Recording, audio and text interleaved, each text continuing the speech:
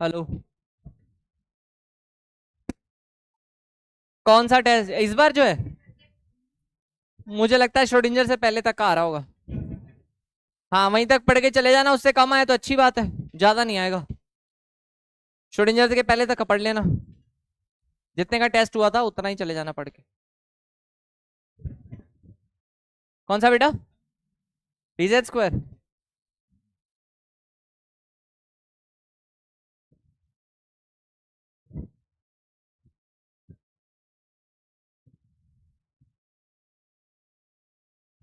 हाँ भाई। क्या? पार्टिकल की जब वेवलेंथ पूछते हैं तो वो डी ब्रॉगली वेवलेंथ होती है।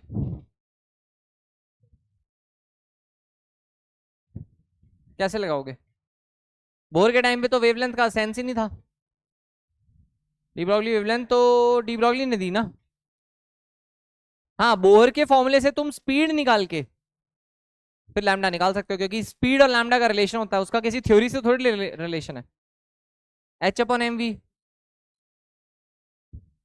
अरे था वह कुछ नहीं, क्लास के बाहर। हाँ भाई। बस। Firing mode on. लास्ट हमने क्या करा था? ऑर्बिटल एंगुलर मोमेंटम लिखा था क्या फॉर्मूला उसका?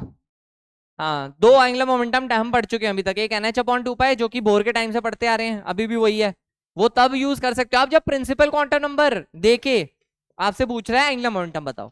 पर अगर तुम्हें एल की वैल्यू देके पूछ रहा है एंगुलर मोमेंटम बताओ, तो वो कौन सा एंगुलर मोमेंटम पूछ रहा होगा? Orbital angular momentum. इसका फॉर्मूला होता है under root L into L plus one H/2 pi. H/2 pi को H क्रॉस करके भी लिख देते हैं, वो भी मैंने आपको बता दिया था। ठीक है। एक क्वेश्चन लिखना फटाफट। Calculate orbit and orbital angular momentum. Calculate orbit and orbital angular momentum for the following. Calculate orbit and orbital angular momentum for the following. मैं कुछ सबशेल्स दे रहा हूं, जैसे 1s 2s, इनके लिए ऑर्बिट वाला भी लिखना है आपको और ऑर्बिटल वाला भी लिखना है। कितना आएगा? 3p 4d और 5f।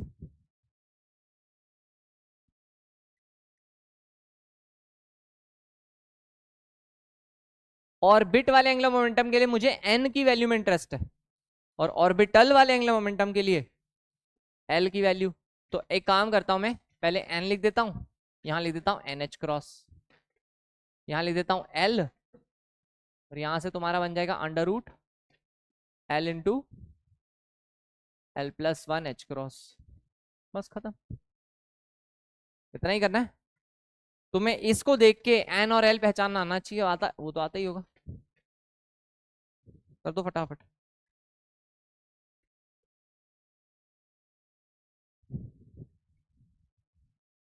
ये सबशेल है ना? ये सबशेल है। इन सबशेल को देख के तुम्हें एन और एल प्रेडिक्ट करना है क्या होगा। अच्छा, एस पी डी या एफ, हर एक के करस्पॉन्डिंग एल की एक वैल्यू होती है, पता है ना? जैसे एस के करस्पॉन्डिंग एल की वैल्यू होती है 0, मतलब L equal to 0 denotes the S subshell. उस हिसाब से आपको, ये नाम है, इसके हिसाब से एन और एल की वैल्यू लिखनी है। उसके हिसाब से अपने आप orbit angular momentum orbital angular momentum दोनों आ जाएगा। हाँ, एच एच क्रॉस के फॉर्म में लिखना है। मुझे सिर्फ उस वैल्यू में इंटरेस्ट है। इनफैक्ट मुझे रूट सॉल्व करके भी मत देना, रूट में ही छोड़ देना। गया।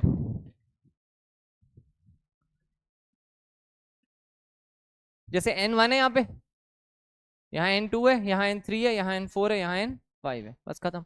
l से मतलब ही नहीं है। l से मतलब ही नहीं है। ये बन जाएगा 1h क्रॉस, यहाँ 2h cross, 3h cross, 4h cross, 5h cross, खत्म।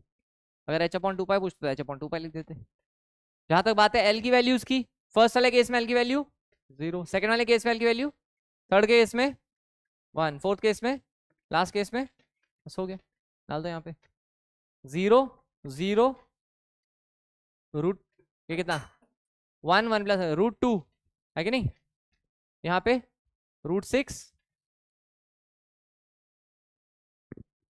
और यहाँ पे √12, 3 4 12, है कि नहीं?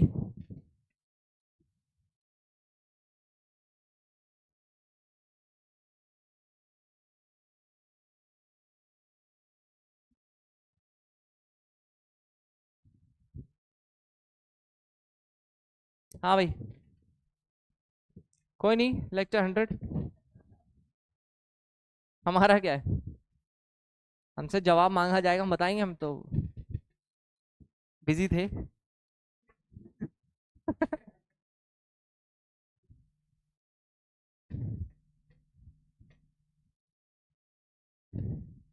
जल्दी जल्दी लिखो, टाइम बचाना है मुझे, तुम्हें पता है किस चीज के लिए। लिख लिया? ये तो खुद से कर लिया होगा। ठीक, अगली हेडिंग लिखो फिर, मैग्नेटिक क्वांटम नंबर। ये हमारा थर्ड क्वांटम नंबर है, मैग्नेटिक क्वांटम नंबर।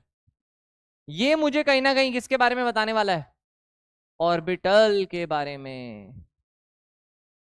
पहले वाले ने बताया था शेल के बारे में, दूसरे वाले ने बताया था सबशेल के बारे में। और सबशेल के अंदर होते हैं ऑर्बिटल, जिसमें रहते हैं इलेक्ट्रॉन। तो कहीं ना कहीं ये वाला जो क्वांटम नंबर है, ये मुझे किसके बारे में बताने वाला है? ऑर्बिटल्स के बारे में बताने वाला है। ठीक है, तो लिखना, जैसे पी सबशेल, मुझे एल की वैल्यू से ही पता चल जाएगा कि पी सबशेल की बात हो रही है या एस की बात हो रही है। कैसे? जैसे अगर किसी ने बोला एल की वैल्यू 2 है, तो मैं समझ जाऊंगा किसकी बात हो रही है? डी की। अगर इसने बोला एल की वैल्यू 1 है, तो मैं समझ जाऊंगा किसकी बात हो रही है? पी सबशेल की बात हो रही है। लेकिन पी में कौन से ऑर्बिटल की बात हो रही है? पी एक्स, पी वाई या पी जेड? उसके लिए मुझे किसकी वैल्यू चाहिए? समझ आई बात? तो बेसिकली अब आप ऑर्बिटल्स की इंफॉर्मेशन निकालने के लिए तीसरे क्वांटम नंबर की आपको रिक्वायरमेंट है। ठीक है, पी एक्स, पी वाई और पी जेड। तो लिखना, it gives an idea about, magnetic quantum number में लिखो, it gives an idea about the orientation of orbitals, it gives an idea about the orientation of orbitals, it gives an idea about the orientation of orbitals and the number of orbitals possible, and the number of orbitals possible, and the number of orbitals possible for any given subshell, and the number of orbitals possible for any given subshell. ठीक है, next point लिखना, the values of m, the values of m depends on L, the values of m, m मतलब ml है ना, depends on L, and for a given L, and for a given L, m can have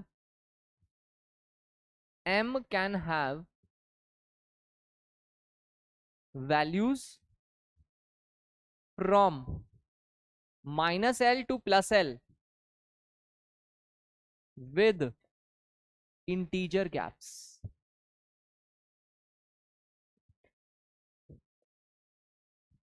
-L to +L with integer gaps. इसमें एक चीज और लिख देता हूं मैं, वैसे लिखने की जरूरत नहीं है, इंक्लूडिंग 0। जैसे -2 से आपको +2 जाना है, सपोज -2 से +2, तो अगर आप इंटीजर गैप लोगे तो -2, -1, 0 अपने आप आएगा ही। मतलब मुझे अलग से लिखने की वैसे जरूरत थी नहीं, इस पर लिख दिया। ठीक है, -2 है ना। जैसे कि अगर मैं आपसे बोलूं कि बताओ L की वैल्यू 1 के लिए, और L इक्वल टू 1, M की क्या क्या वैल्यूज हो सकती हैं? तो तुम बोलोगे -1, 0, +1। क्या कहते हो? और ये जो 3 वैल्यूज हैं, ये किसी px ऑर्बिटल या py ऑर्बिटल या pz ऑर्बिटल को डिनोट कर रही होंगी, ये m की वैल्यूज। क्या ये बात क्लियर है? ठीक है, l की वैल्यू 1 के करस्पॉन्डिंग m की वैल्यू -1, 0 और +1, 3 वैल्यूज हो सकती है, ये भी पता है। For a given value of l, m can have values from -L to +L। ऐसी मान लो अगर किसने बोला l इक्वल टू 2 के करस्पॉन्डिंग m की क्या क्या वैल्यूज आ सकती है? -2, -1, 0, +1, +2। कितनी वैल्यूज हो गई? क्या ये बात क्लियर है? m can have 5 values. Clear है सबको ये? और l इक्वल टू 2 पता है कौन सा सबशेल है? डी सबशेल में पता है कितने ऑर्बिटल्स होते हैं?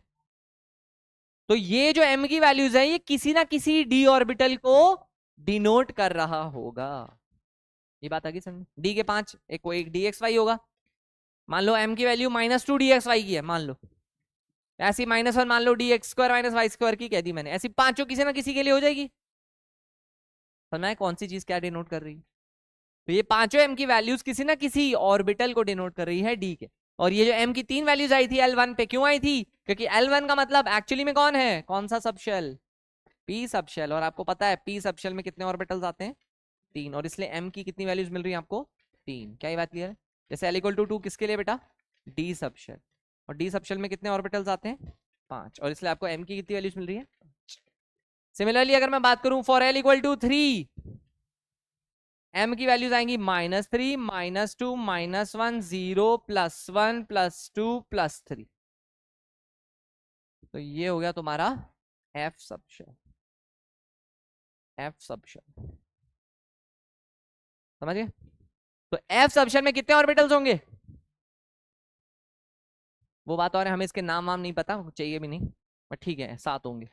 किसी के लिए f की वैल्यू माइनस, किसी के लिए m की वैल्यू -3 होगी, किसी के लिए -2, किसी के लिए -1, किसी के लिए 0 एंड सो ऑन। क्लियर बात ये? ठीक है भाई। अच्छा अगर मैं ऐसा बोलूं कि for a given l how many total values of m are possible?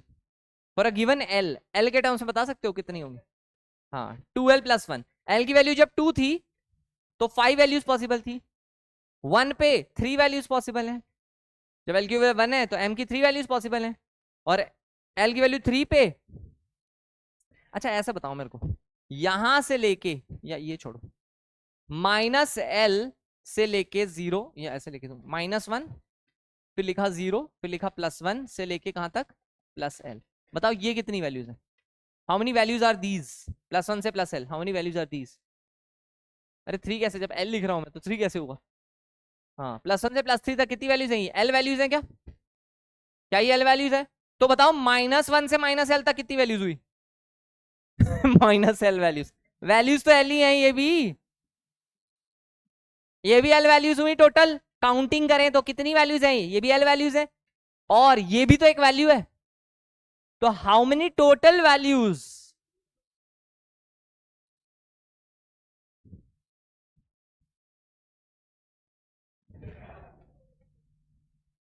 ओ इधर आओ, इधर इधर।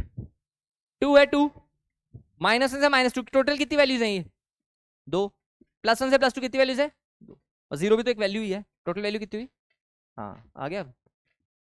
बस ऐसे ही यहां बताया था, +1 से +l l वैल्यूज है ना। जैसे 1 से लेके 3 हाउ मेनी वैल्यूज? 3 l। ठीक है, हो गया। तो ये नेक्स्ट पॉइंट में लिख लेना, for a given l, next point में लिख लो, for a given l 2l + 1 values, for a given l 2l + 1 values of m are possible। for a given l 2l + 1 values of m are possible। Clear? एक और point लिख लेना, all the orbitals, all the orbitals of a given subshell, all the orbitals of a given subshell have same energy। all the orbitals of a given subshell have same energy in absence of, ये important है, in absence of electrical and magnetic fields, in absence of electrical and magnetic fields, and so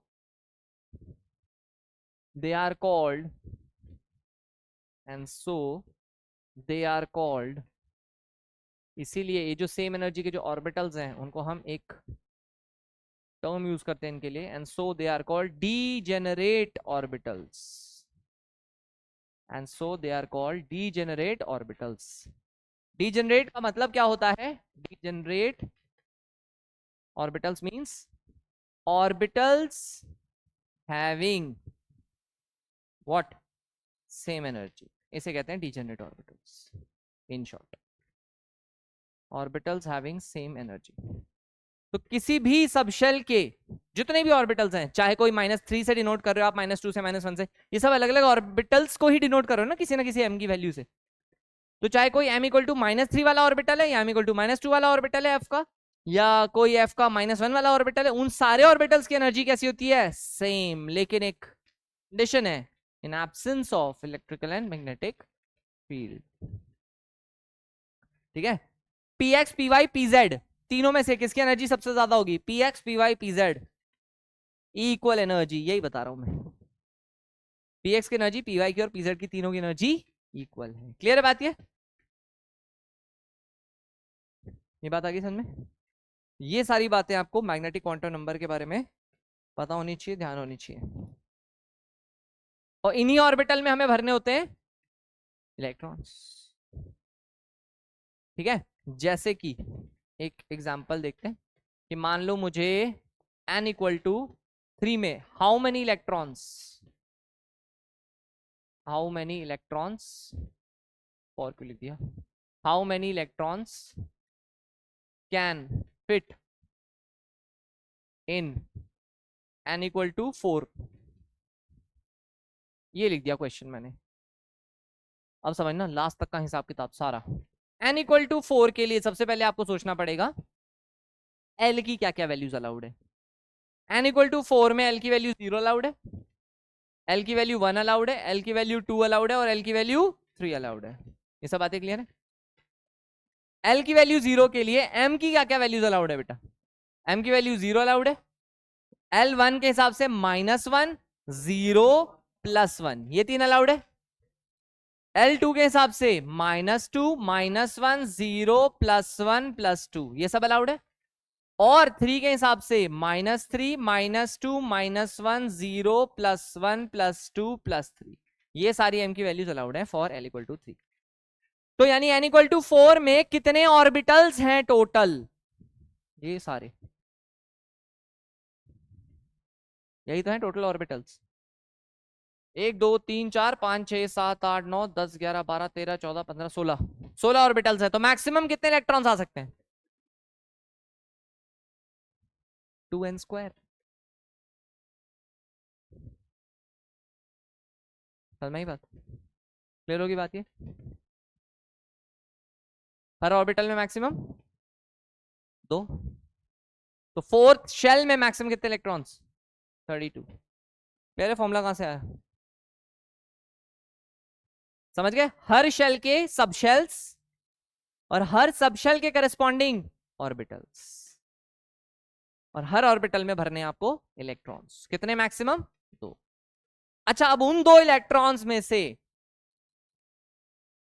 अगर मैं बात करूं कि fourth shell के लिए, suppose मैं बात कर रहा हूं फोर्थ शेल का l = 0, l = 0, m = 0, इसकी बात कर रहा हूं। तो इससे पता मुझे क्या पता चला? मैं बात कर रहा हूं फोर्थ शेल के s सब शेल की, और s सब शेल के अंदर ऑर्बिटल भी s, क्योंकि और कोई तो है ही नहीं। क्या बात है समझे?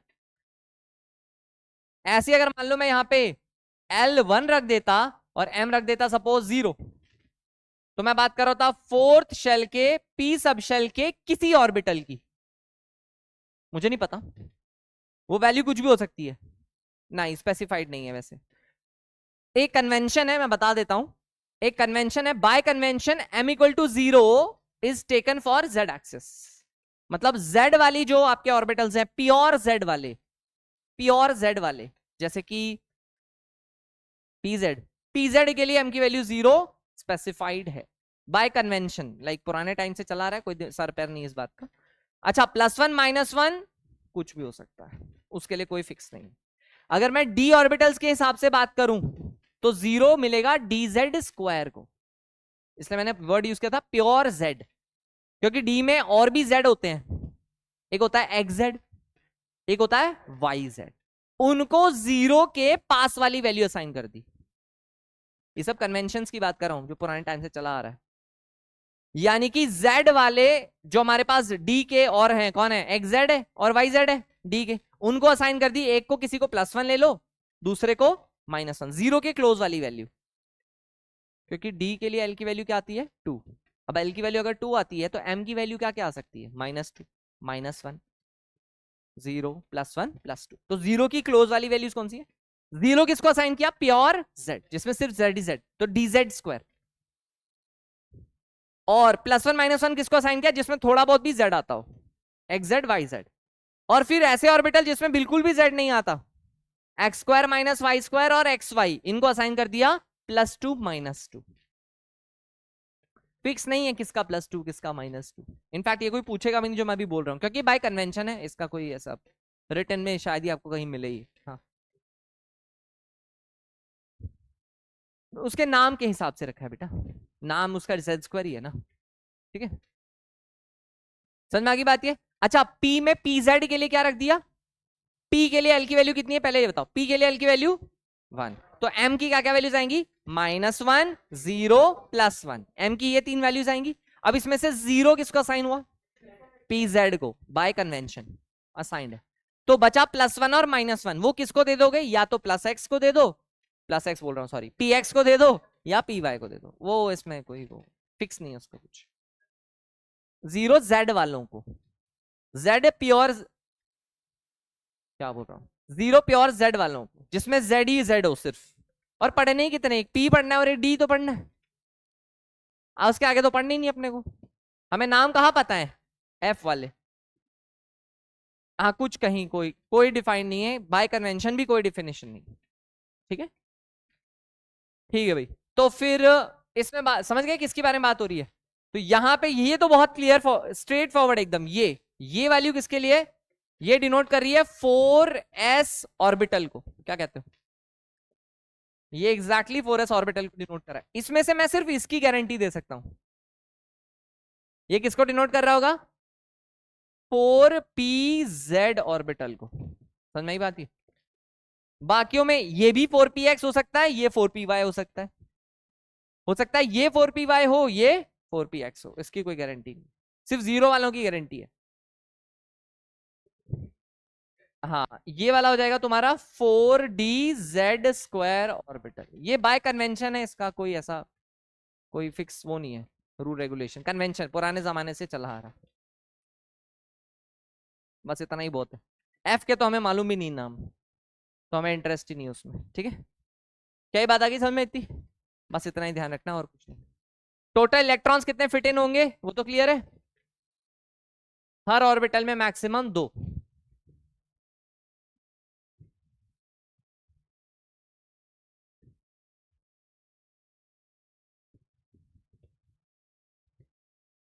ठीक है भाई।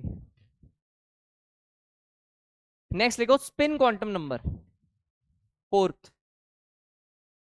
तो अगर मैं 4s ऑर्बिटल की बात करना चाह रहा हूं, 4s ऑर्बिटल, तो 4s ऑर्बिटल के लिए तुम क्या क्या बता सकते हो, अगर मैंने वर्ड यूज कर दिया 4s orbital, what are the values of quantum numbers that you can specify. अगर मैंने बोला 4s ऑर्बिटल की बात हो रही है तो n की वैल्यू तुम बता पाओगे, n की वैल्यू क्या बोलोगे 4, l की वैल्यू क्या बोलोगे, m की वैल्यू क्या बोलोगे, क्योंकि l की 0 वैल्यू के लिए m की एक ही वैल्यू पॉसिबल है, और उसकी जो वैल्यू है वो 0, समझ में आई बात है। तो 4s के लिए हम ये स्पेसिफाई कर सकते हैं, 4s के लिए, बाकियों में तीनों स्पेसिफाई नहीं कर पाएंगे, m में दिक्कत आएगी। हाँ नहीं, ऐसे कोई पूछेगा भी नहीं, फिर मैंने पूछा इसलिए उसका क्योंकि उसका फिक्स था, एक ही था। लेकिन अगर मुझे ये पूछना हो कि 4s के पहले इलेक्ट्रॉन के बारे में बताओ या दूसरे इलेक्ट्रॉन के बारे में बताओ, उसके लिए मुझे इस चौथे क्वांटम नंबर की जरूरत पड़ेगी, स्पिन क्वांटम नंबर, जो मुझे एग्जैक्ट उस लोकेशन तक पहुंचा देता है कि किस इलेक्ट्रॉन के बारे में चर्चा हो रही है, स्पिन क्वांटम नंबर, इसको हम एस से डिनोट करते हैं।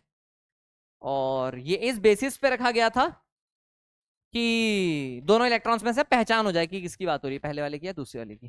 ठीक है, और वो उसके स्पिन पे डिपेंडेंट है। लिख लो, it represents the spin of electron,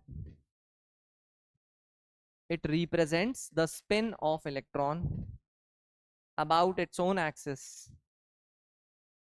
It represents the spin of electron about its own axis, which can be, it represents the spin of electron about its own axis, which can be either clockwise,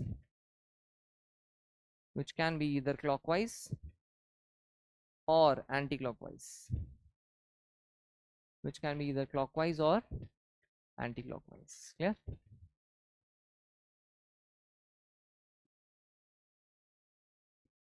next लिखना।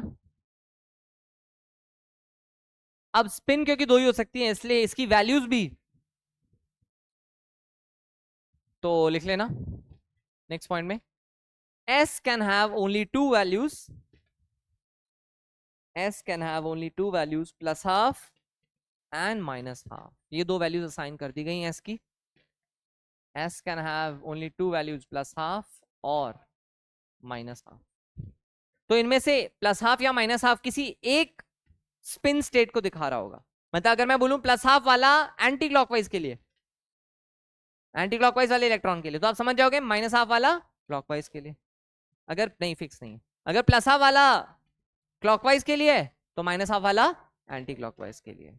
ये fix नहीं होता है किसी के लिए भी। क्यों? मतलब फिक्स नहीं किया जिसने बनाया, बनाने वाले ने। मैं तो बता रहा हूं तुम्हें किसी की। हाँ वही तो है ना, इसलिए वैल्यूज लिए वैसी कि अगर तुम किसी एक को ये वाला क्वांटम नंबर स्पेसिफाई कर रहे हो तो दूसरे वाले को दूसरा वाला करना है। कहने का मतलब ये,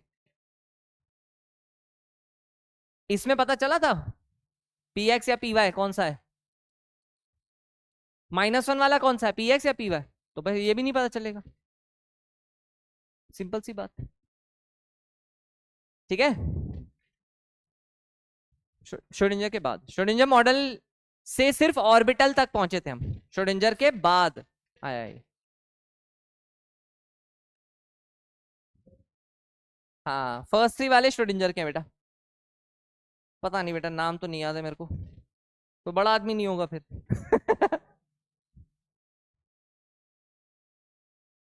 लिख लो, plus half and minus half ये क्या चीजें हैं। अच्छा, ये जो स्पिन की बातें हैं ये पहले नहीं होती थी, क्वांटम मैकेनिकल मॉडल से पहले नहीं होती थी। स्पिन की बातें क्वांटम मैकेनिकल मॉडल के बाद आई हैं। तो बेसिकली अगर मैं क्वांटम मैकेनिक्स की बात करूं तो मैं एस को रिलेट कर सकता हूं, और एस को मैं किसी क्लासिकल मैकेनिक्स वाले कॉन्सेप्ट से रिलेट नहीं कर सकता, क्योंकि समरफील्ड तक एस की कोई, स्पिन की कोई बात ही नहीं थी, बस रेवोल्यूशन की बात थी, वो भी गलत ही थी, है ना। तो लिख लेंगे जो प्लस हाफ माइनस हाफ है ये है क्या चीज। लिखना, plus half and minus half represents two quantum mechanical spin states, represent two quantum mechanical spin states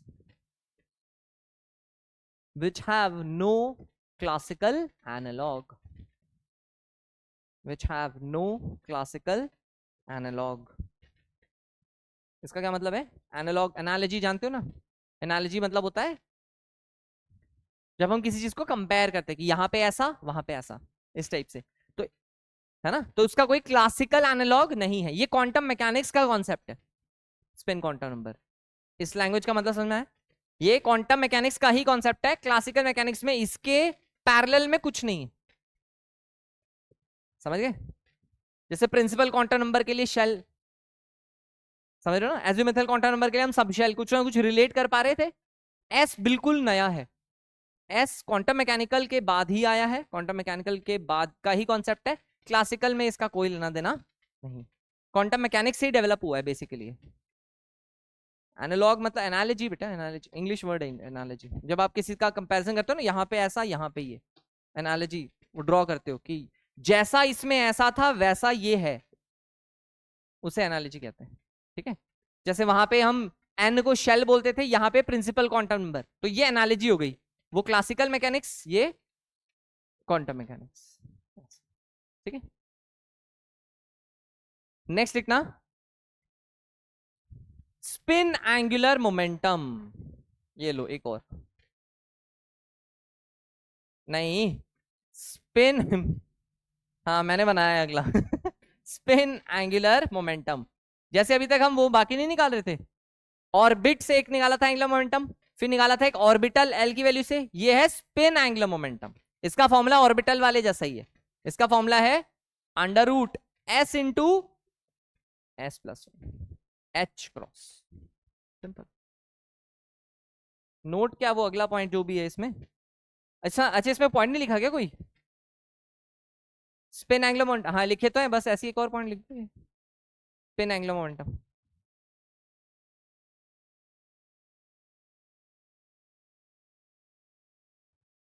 समझ गए? अच्छा, इसमें वैल्यू क्या डालोगे? हाँ प्लस हाफ, पता है इसमें माइनस हाफ डाल ही नहीं सकते। हाँ कॉम्प्लेक्स नंबर बन जाएगा वो, हमारे यहाँ पे कोई सेंस नहीं बचेगा फिर उस चीज का, इसलिए आप इसमें सिर्फ एस की एक ही वैल्यू, यानी दुनिया में स्पिन एंगुलर मोमेंटम की सिर्फ एक ही वैल्यू है। स्पिन एंगुलर मोमेंटम की सिर्फ एक, स्पिन एंगुलर मोमेंटम की एक ही वैल्यू है, ये बोल रहा हूं मैं। स्पिन क्वांटम नंबर की नहीं, spin angular momentum. Spin quantum number की तो दो वैल्यूज हैं, बट वो दोनों यहां डाल नहीं पाओगे तुम, वैल्यू निकलेगी नहीं, दोनों में से एक ही डाल पाओगे। हाँ आयोटा वाइटा का कोई सेंस नहीं बनता, तो यहाँ डाल दिया half, half plus one 3/2, half into 3/2 3/4, 3/4 का रूट 3/2 एच क्रॉस। क्या कहते हो? फिक्स हो गई इसकी वैल्यू। क्या लेना देना उस बात से? लिख सकते हैं तो क्या हो गया, cos 30 लिख दो, फिर sin 60 क्यों बोल रहे हो? cos 30 लिखो फिर। हाँ भाई लिख लो, ये हो गया। तो स्पिन एंगुलर मोमेंटम का सिर्फ एक ही वैल्यू है। हाँ बेटा, एस की वैल्यू मैंने हाफ पुट कर दी, एस की माइनस हाफ तो कर ही नहीं सकते, तो हाफ पुट करके वैल्यू निकाल ली मैंने स्पिन एंगुलर मोमेंटम की।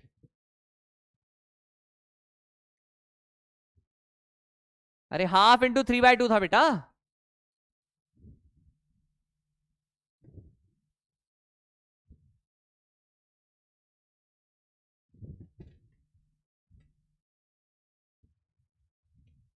हाँ भाई,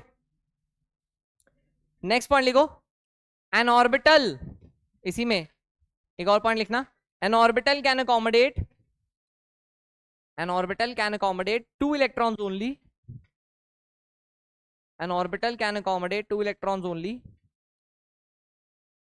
an orbital can accommodate two electrons only, with one having plus half spin, with one having plus half spin and the other having minus half spin। मतलब अगर एक की क्लॉकवाइज होगी तो दूसरे की एंटी क्लॉकवाइज होना जरूरी है, अगर एक की क्लॉकवाइज होगी तो दूसरे की एंटी क्लॉकवाइज होगी। ये कैसे बोला कि एक की क्लॉकवाइज, एक की, वो डिफरेंशिएट करना था ना, तो मुझे कैसे पता चलेगा किस इलेक्ट्रॉन की बात हो रही है? तो एक को बोल दिया प्लस हाफ वाला, एक दूसरा वाला माइनस हाफ वाला। अब किसको बोला प्लस हाफ, किसको माइनस हाफ, कुछ फिक्स नहीं है, क्लॉकवाइज वाले को बोल लो चाहे प्लस हाफ, तो एंटी क्लॉकवाइज वाला माइनस हाफ बन जाएगा। ठीक है, अपने आप ही पता लग जाएगा। नहीं, आप कैन नॉट बी डिटरमाइंड लिख दोगे अगर पूछ ले कोई, है ना।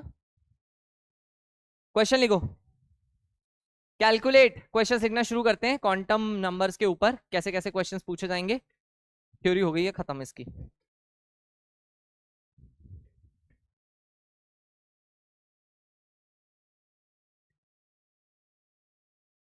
नहीं मानेंगे, अगर ऐसे ही होता तो पहले ही दे देते ना।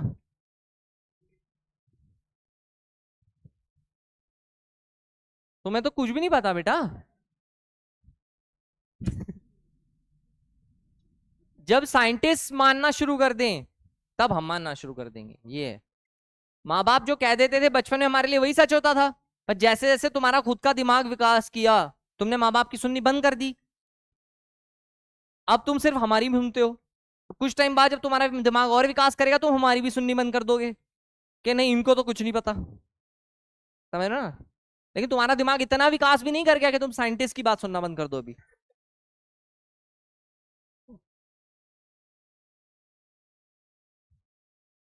क्वेश्चन लिखो। Calculate total number of orbitals, calculate total number of orbitals in third shell, calculate total number of orbitals in third shell. निकालो भाई कितने ऑर्बिटल्स आएंगे एंड राइट देयर नेम्स। फटफट आंसर दे रहे हो। अरे write their names also. Third shell में कितने ऑर्बिटल्स आएंगे उनके नाम भी लिखने हैं।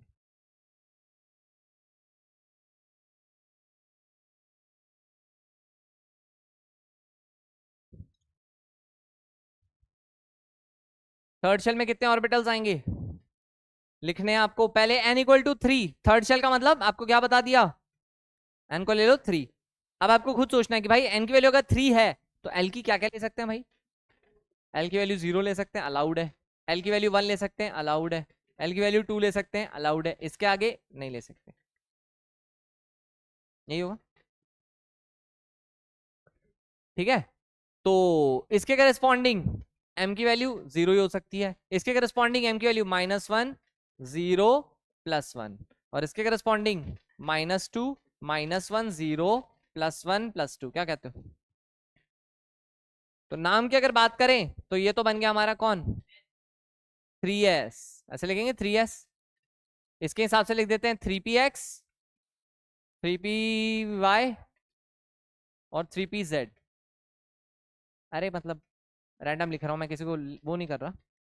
फिर नेक्स्ट 3dxy, 3dyz, 3dzx या xz, 3d X square minus Y square और एक 3d z स्क्वायर। बस ये है टोटल ऑर्बिटल्स जो थर्ड शेल के हैं। समझ में आ गई बात ये? टोटल कितने हो गई, 9, 9 ऑर्बिटल्स। हाँ लगा सकते थे, मैं बस ये सिखा रहा था एक बार कि ऑर्बिटल्स कौन से शेल में कौन कौन से आएंगे। आंसर निकालना मुश्किल थोड़ी है। थर्ड शेल में मैक्सिमम इलेक्ट्रॉन्स कितने आते हैं, 18, उसका आधा कर दो ऑर्बिटल्स आ जाएंगे, 2n स्क्वायर। आंसर निकालना मेरा मकसद नहीं था यहाँ पे, मेरा मकसद था ये सिखाना कि तुम्हारे दिमाग में पिक्चर बन जाए कि हाँ भाई थर्ड शेल में ये सब चीजें हैं। ठीक है, नाउ अगला सवाल लिखो। आंसर तो 9 है इसका, ठीक है। अगला सवाल लिखना, which of the following set of quantum numbers, which of the following set of quantum numbers is not possible, which of the following set of quantum numbers is not possible। मैं अलग अलग वैल्यूज लिख रहा हूं n, l, m और s की, और आपको आपस में उन्हें रिलेट करके बताना है कौन सा सेट पॉसिबल ही नहीं है।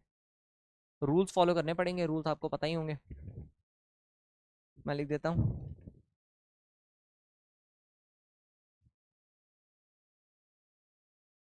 ये n की वैल्यूज हो गई,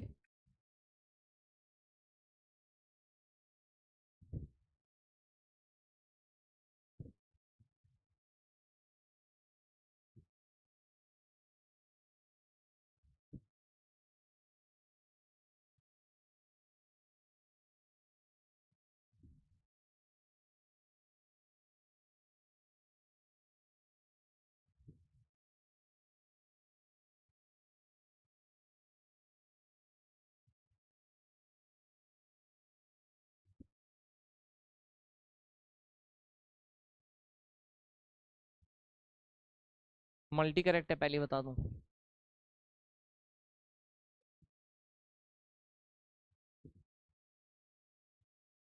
बहुत सारे ऐसे लिखे हैं मैंने सेट जो पॉसिबल नहीं है, उसका कारण भी तुम्हें थोड़ा ध्यान रखना है कि क्या कारण है। लिख लो बेटा कॉपी में एक बार, टिक क्रॉस मार लो, फिर बात करेंगे कौन कौन सा सेट पॉसिबल नहीं।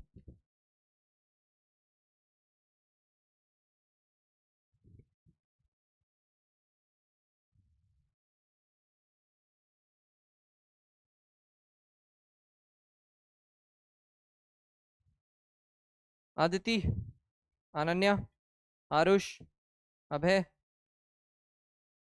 आदर्श, आद्या, आदित्य, आदित्य वैद, अनन्या, एंजल, अनिकेत, अनमोल, अंश, अंशित, अर्श, आयुष्मान, भव्या, भव्या कोहली, दक्ष, दक्ष अरोड़ा, दिव्यांश, गौरव, गिरीश, गुनरीत, हर्षद, हर्षद, हरसिमर, इशिता, इशिता, जागृत, जिया, कनन, करणवीर, कशिश, केशव, खुश, लक्ष्य, लवीशा, मायरा, मनन,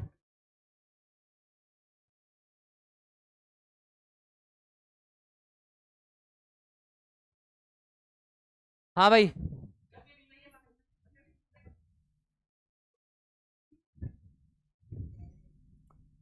क्या n की वैल्यू 3 के लिए l की वैल्यू 3 पॉसिबल है?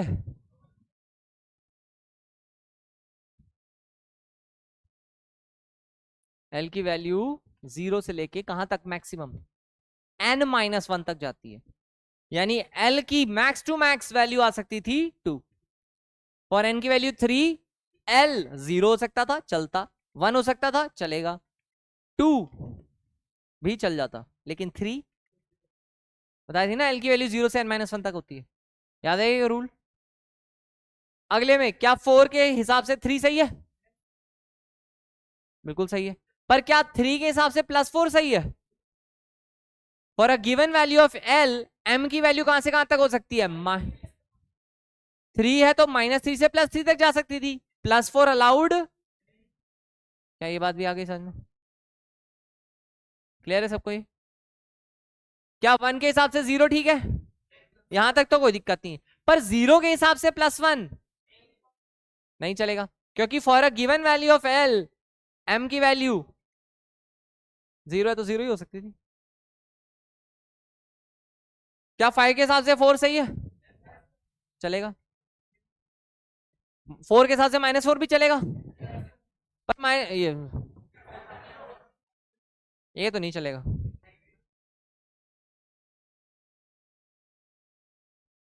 सही है हाँ, तो मल्टीग्रेड कैसे बनता?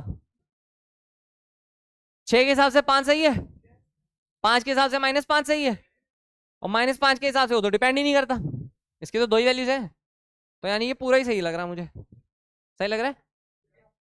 अच्छा, 7 के हिसाब से 6 सही है, क्या 6 के हिसाब से -7 सही है? समझ में आ गई बात ये? तो L की वैल्यू N पे डिपेंड करती है, और M की वैल्यू L पे डिपेंड करती है, इस बात का ध्यान रखना है बस। S की वैल्यू इंडिविजुअल है, किसी पे डिपेंड नहीं करती। क्लियर है बात ये? इस क्वेश्चन से यही सीखना था हमें, सीख लिए? अगला सवाल लिखो, कोई डाउट किसी को इसमें? क्वेश्चन लिखना, calculate the number of electrons, calculate the total number of electrons having, first part, n3 हो, l2 हो, और m की वैल्यू उसकी हो +1, ऐसे कितने इलेक्ट्रॉन्स हैं दुनिया में जिनके करस्पॉन्डिंग आप n की वैल्यू 3 लो, l की वैल्यू 2 लो, और m की वैल्यू 1 लो? कितने इलेक्ट्रॉन्स ये सारी कंडीशंस को एक साथ सेटिस्फाई कर सकते हैं? हाँ, समझ में आई बात ये? क्योंकि ये रिप्रेजेंट किसको कर रहा है? थर्ड शेल के कौन सा subshell? D, third shell का डी सब शेल का कोई ऑर्बिटल होगा, कोई +1 वाला, हमें क्या पता, पर ये थर्ड शेल के डी सब शेल के किसी ऑर्बिटल को बता रहा है, और किसी भी ऑर्बिटल में 2 इलेक्ट्रॉन्स आ सकते हैं, तो इसका आंसर है 2 इलेक्ट्रॉन। कोई दिक्कत किसी को? 2 इलेक्ट्रॉन्स है दुनिया में जो इस कंडीशन को सेटिस्फाई कर सकते हैं, पूरी कंडीशन को। क्लियर है बात ये? हाँ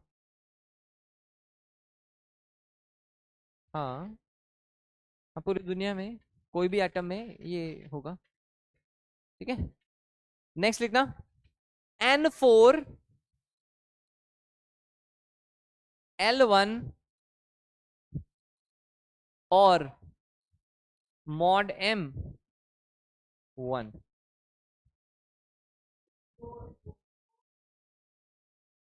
4 आएगा क्या? फोर्थ शेल के P subshell, fourth shell के पी सब शेल के वो ऑर्बिटल्स जिसके लिए या तो m की वैल्यू +1 हो या m की वैल्यू -1 हो, वो सारे ऑर्बिटल्स इन कंडीशंस को सेटिस्फाई कर रहे हैं। समझ में आई बात? ये तो 2 इलेक्ट्रॉन m = +1 वाले ऑर्बिटल के हिसाब से और 2 इलेक्ट्रॉन m = -1 ऑर्बिटल के हिसाब से, तो टोटल कितने इलेक्ट्रॉन्स आ गए बेटा? 4 इलेक्ट्रॉन्स। क्या ये बात आ रही समझ? अगले क्वेश्चन में मैं क्या कर रहा हूं, एक छोटा सा काम कर रहा हूं, एल की कंडीशन हटा दे रहा हूं।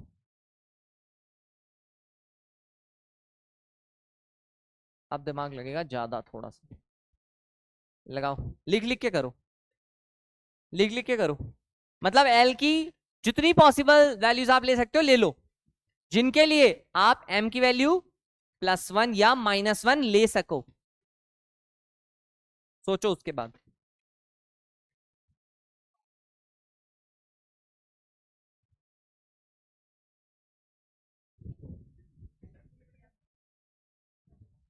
सोच लो आराम से, लिख लिख के करो ना, ऐसे हवा में क्यों करना है तुम्हें।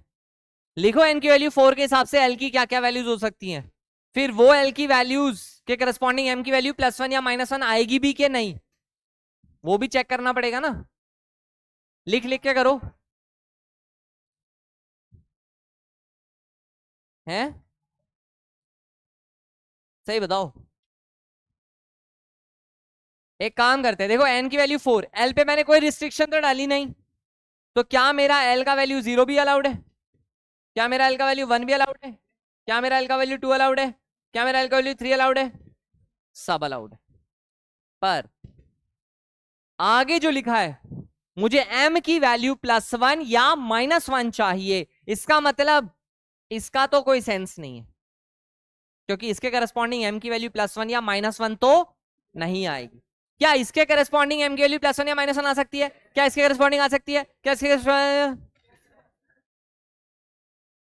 तो 2 ऑर्बिटल यहां से, 2 यहां से, 2 यहां से, 6 तो हो गए ऑर्बिटल, इलेक्ट्रॉन हो जाएंगे 12। कितने लोग सहमत हैं इस बात से? हाथ खड़े कर लो एक बार।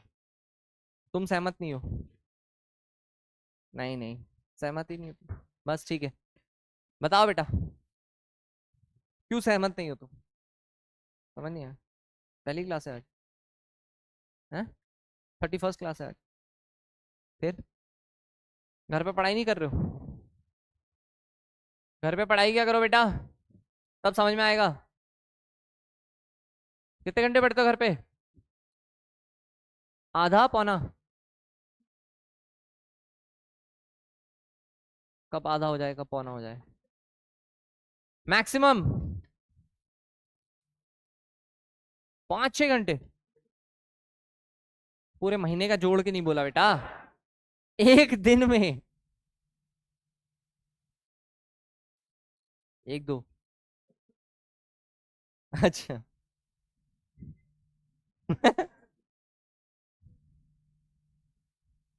इतने से काम नहीं चलेगा बेटा, थोड़ा पढ़ाई बढ़ाओ। अगर तुम चाहते हो क्लास में जो चल रहा है वो समझ में आए, तो थोड़ा सा जो है मिनट्स बढ़ाने पड़ेंगे, ओ घंटे बढ़ाने पड़ेंगे, मिनट से नहीं काम चलेगा। क्या बेटा रिजेक्ट क्यों हो गया? L0 के करस्पॉन्डिंग बेटा m की वैल्यू क्या आ सकती थी? मुझे चाहिए क्या थी? 1 या -1, तो इसलिए काट दिया मैंने। ठीक है, समझ गए? हाँ, चलो भाई, ऐसे ही अगला लिखे। मजा आ रहा है? ये बहुत सही चीज है, मेरे को अच्छा लगता है ये, दिमाग लगता है इसमें। हाँ, समझ रहे हो, ऐसी चीज लगा रहे हो तुम जो कम है तुम्हारे पास, देख रहे हो। n = 4, l = 1, mod m equal to 1, s equal to plus half. मजा बढ़ा दिया है थोड़ा सा, मजा बढ़ा दिया है, मजा बढ़ा दिया है थोड़ा सा। इसका आंसर आएगा 2। अरे मॉड m 1 लिखा है, m1 थोड़ी लिखा है, मॉड m1 लिखा है, मतलब m+1 भी अलाउड है और m प्लस, हाँ, -1 भी अलाउड है। उसमें से एक इधर से उठाना है, एक उधर से उठाना है। समझ में आई बात क्या बोला मैंने? क्लियर हो गया सबको? पक्का क्लियर है ये? 2 इलेक्ट्रॉन समझ में आ गया सबको? ठीक है, एक और दूं, किस बार कर लोगे सारे? चलो बोल, चलो बोलते तो यही हो तुम्हारे पास, देखते हैं। लिखना, n की वैल्यू 3, मॉड m की वैल्यू 1।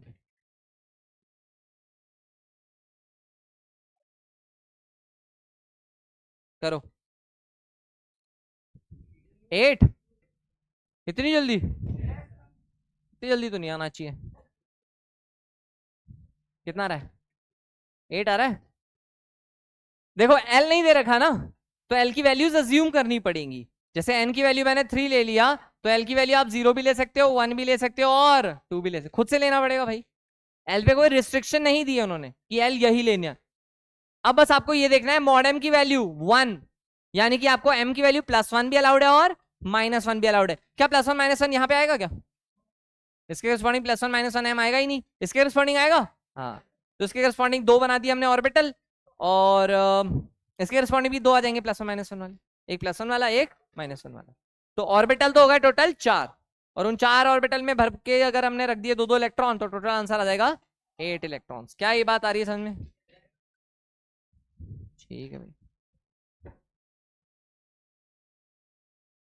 क्या बेटा?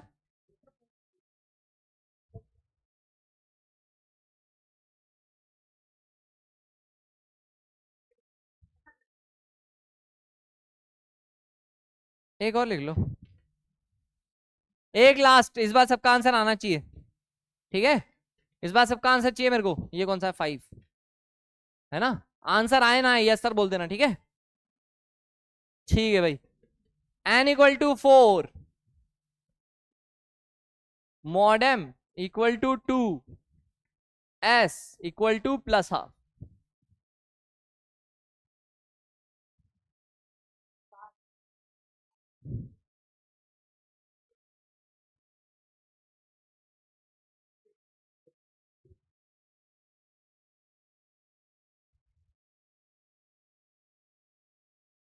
पेन तो चलाया करो।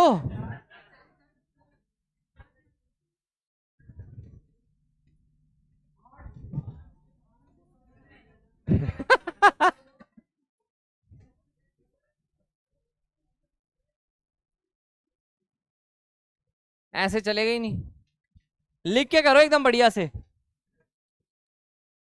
लिख लिया? तो n इक्वल टू 4, सुन लो, n4 पे l की वैल्यू पे रिस्ट्रिक्शन तो है नहीं, कितनी लेनी कितनी भी ले लेते हैं। l की क्या क्या पॉसिबल वैल्यूज होती हैं? 0, 1, 2, 3। बट अगर मेरे को m की वैल्यू +2 या -2 चाहिए, तो ना तो यहां से आएगा ना यहां से आएगा। क्या ये बात आ गई समझ में?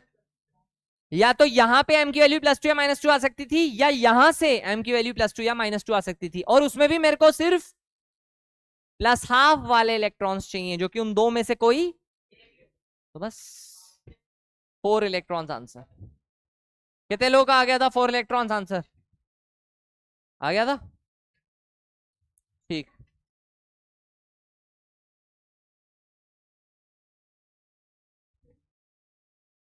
एक सुंदर सवाल लिखो,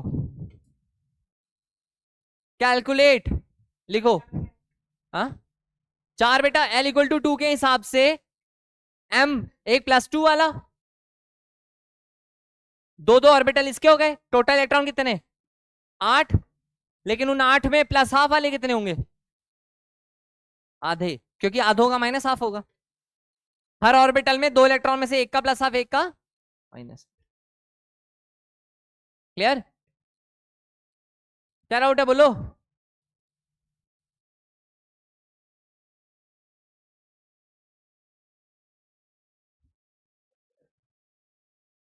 कौन पूछ रहा था? तो फिर उसको क्यों बोल रहे हो, वो पूछ रहा था। पहली बात गलती करो, ऊपर से झूठ बोल रहे हो। मुझसे नहीं, भगवान से तो डरो। क्या नहीं समझ आया बताओ। आ गया? सही है, तुम बनने लायक हो टीचर। ऐसे पढ़ाया पढ़ाया मत करो बेटा। मैं ऐसे ही बहुत खुश होता था बचपन में पढ़ा पढ़ा के। देख रहे हो। पढ़ाना नहीं, पढ़ाने से क्या है, कई बार तुम्हें पता चल जाता है कि तुम अच्छा पढ़ा लेते हो। फिर क्या है, कुछ भी करियर हो जाए तुम्हारा, घूम के तुम मास्टर बन जाओगे, टीचर भी नहीं, मास्टर। मास्टर बन जाओगे एकदम। कैलकुलेट द फॉलोइंग लिखो, beautiful question. Calculate the following. First part, number of electron in P subshell. पहला है number of electron in P subshell, छोटा पी, छोटा पी है ना। Second, number of electron in P shell. ये कौन सा पी है, बड़ा पी। हाँ, KLMN वाला। Number of electrons in P shell, जोड़ो पहले कौन सा नंबर आता है। आंसर कितना आएगा? 72, 2n²। क्वेश्चन आया समझ में? पहले वाले का आंसर 6, दूसरे वाले का 72। KLMNOP। क्लियर? थर्ड लिखेंगे, number of electron, number of electron in p orbital. मैं क्यों दूं? Number, number of electrons in p, कितने आएंगे? हाँ, px में कितने आएंगे? py में, pz में। तुम्हें लग रहा है जोर से मांगोगे तो दे दूंगा मैं।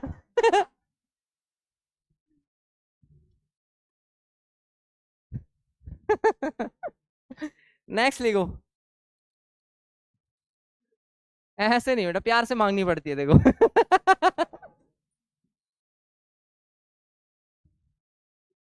लिखो, number of subshell. Next question लिखो, number of subshell in P shell. इसमें थोड़ा दिमाग खर्च होगा। Number of subshell in P shell.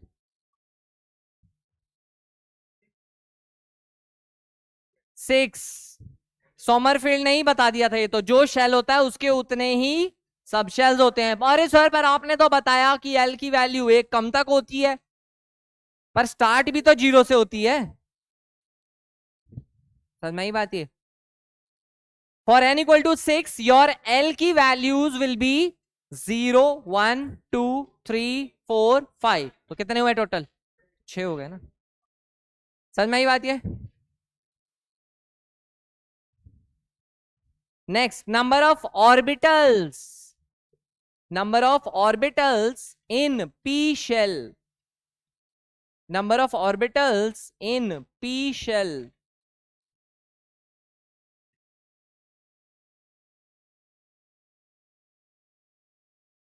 कितने आएंगे? सही बताओ। बिल्कुल सही है। Number of orbitals in P shell, P shell में क्या पूछे? ऑर्बिटल्स पूछे हैं।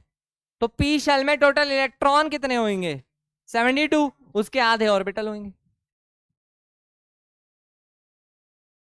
क्योंकि हर ऑर्बिटल में 2 भर सकते हो ना। तो अगर तुम्हें टोटल इलेक्ट्रॉन पता चल गए तो उसके आधे क्या होंगे? ऑर्बिटल्स। क्या ये बात क्लियर है? समझ में आ गई बात ये? चलो अगली हेडिंग लिखना, rules for writing electronic configurations. काय के लिए एक पेज बचा? नहीं, उसके अकॉर्डिंग नहीं चलेंगे बेटा अपन। Rules for writing electronic configurations, बस नेक्स्ट वीक में खत्म हो जाएगा। नेक्स्ट वीक में खत्म हो जाएगा। Rules for writing electronic configurations.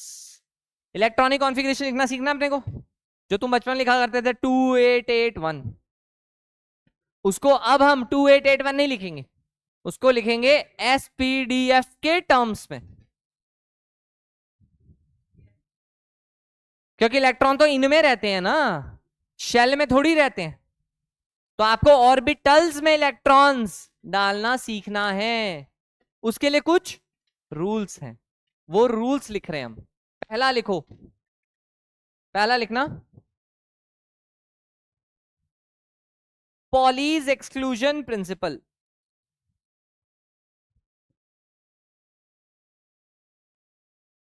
Pauli's exclusion principle, Pauli's exclusion principal.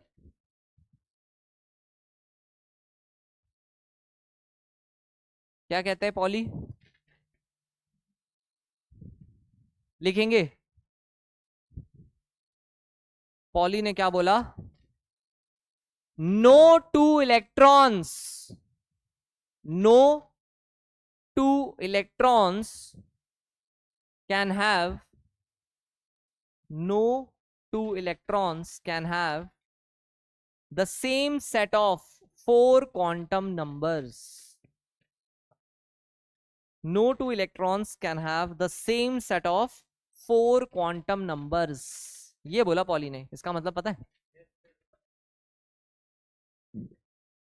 सुनना जरा, सुनना। n equal to 4, l equal to 1 और m इक्वल टू 0। मुझे बताओ इसके करस्पॉन्डिंग कितने इलेक्ट्रॉन्स? दुनिया में 2 इलेक्ट्रॉन ऐसे हैं जिनके लिए ये तीनों वैल्यू सेटिस्फाइड है। 2 इलेक्ट्रॉन ऐसे हैं जिनके लिए ये तीनों वैल्यू सेटिस्फाइड है। उनको डिस्टिंग्विश करने के लिए हमने एस की अलग अलग वैल्यूज रख दी, एक की प्लस हाफ, एक की माइनस हाफ। अगर उस ऑर्बिटल में एक और इलेक्ट्रॉन आ जाए, हम हाइपोथेटिकली मान लेते हैं कि सपोज इलेक्ट्रॉन कितने आते होते हैं ऑर्बिटल में। आज आपको उस सवाल का जवाब मिलेगा कि ऑर्बिटल में 2 ही इलेक्ट्रॉन मैक्सिमम क्यों आ सकते हैं। बहुत पहले लिखा था हमने, orbital can have maximum 2 electrons. Poly ने बोला कि दुनिया के कोई भी 2 इलेक्ट्रॉन्स की चारों क्वांटम नंबर सेम नहीं हो सकते। अगर मैं किसी इन 3 क्वांटम नंबर के करस्पॉन्डिंग आपसे बात करूं, how many electrons are actually existing, आप बोलोगे तो उनमें एक का स्पिन है प्लस हाफ, एक का माइनस हाफ।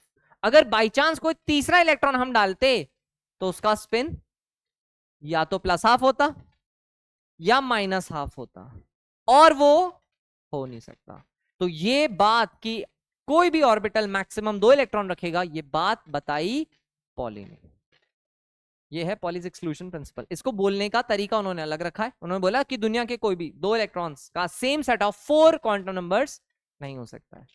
इसको हम अगर कंक्लूजन, एज अ कंक्लूजन हम इससे क्या ड्रॉ कर सकते हैं? हम ये बोल सकते हैं कि N orbital can at max, N orbital can at max have 2 electrons. इसी का एक कंक्लूजन हम ये बोल सकते हैं। तो ये चीज भी लिख लेना। और इसका एक second version Pauli's exclusion principal का, और only 2 electrons can exist in any orbital. Only 2 electrons can exist in any orbital. ठीक है? जैसे कि अगर मान लो एग्जाम्पल के तौर पे मैं ले लूं, इसके करस्पॉन्डिंग मेरे को कितने इलेक्ट्रॉन मिलेंगे? 2। First electron, second electron. एक के लिए मैंने ले लिया S equal to plus half, एक के लिए ले लिया S equal to minus half. तो देखो चारों अलग आ गए, है ना? 3। अगर एक ही ऑर्बिटल की बात करें, एक ही ऑर्बिटल की, तो 2 इलेक्ट्रॉन्स के तो 3 सेट ऑफ क्वांटम नंबर्स तो सेम ही हो जाएंगे। अगर मैं सेम ऑर्बिटल की बात कर रहा हूं, तो सेम ऑर्बिटल की अगर मैं बात कर रहा हूं, तो मान लो 2 इलेक्ट्रॉन्स हैं, अगर मैं वो दोनों इलेक्ट्रॉन एक ही ऑर्बिटल में पड़े हुए हैं, तो उन दोनों इलेक्ट्रॉन्स के लिए इन 3 क्वांटम नंबर्स की वैल्यू तो सेम ही आएगी, क्योंकि वो सेम ऑर्बिटल में पड़े हुए हैं। तो मुझे उसकी चौथे क्वांटम नंबर को पहली बात तो अलग करना पड़ेगा। ठीक है? और एक और बात, इसके अलावा एक और इलेक्ट्रॉन आप नहीं डाल पाओगे, क्योंकि जब तीसरा इलेक्ट्रॉन डालोगे या तो उसे प्लस हाफ रखना पड़ेगा या माइनस हाफ रखना पड़ेगा, which will be a clear violation of Pauli's exclusion principle. क्या बात आ गई समझ? इसलिए बोलते हैं कि 2 इलेक्ट्रॉन से ज्यादा नहीं हो सकते। क्लियर? बस आज के लिए इतना ही। मंतव्य। मयंक, मयंक शर्मा, नेहल। अरे आवाज नहीं। ओह, बताओ इसे। पता है कौन खड़ा है यहाँ पे अभी? अभी बोला तो बात नहीं। ओह, हीरो हीरोइन।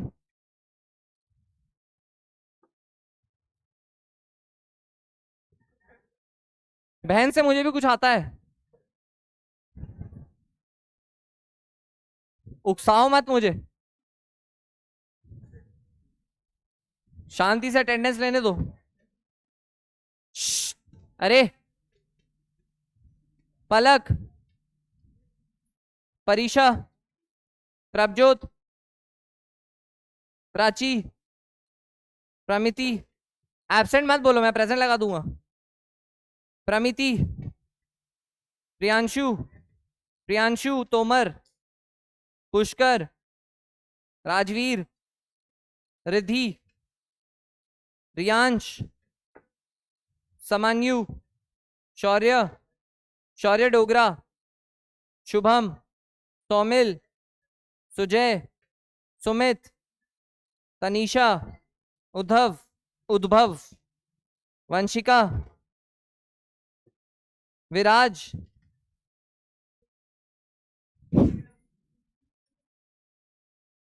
वीरेन, विषय, विषय, विश्वेश, विवान, वृंदा, यंशिका।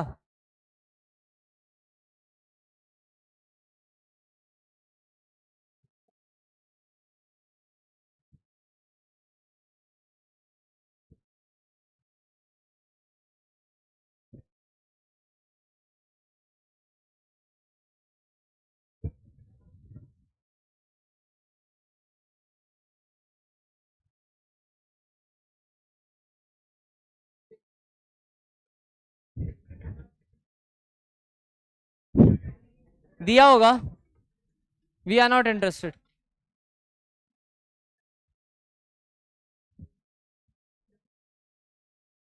ओके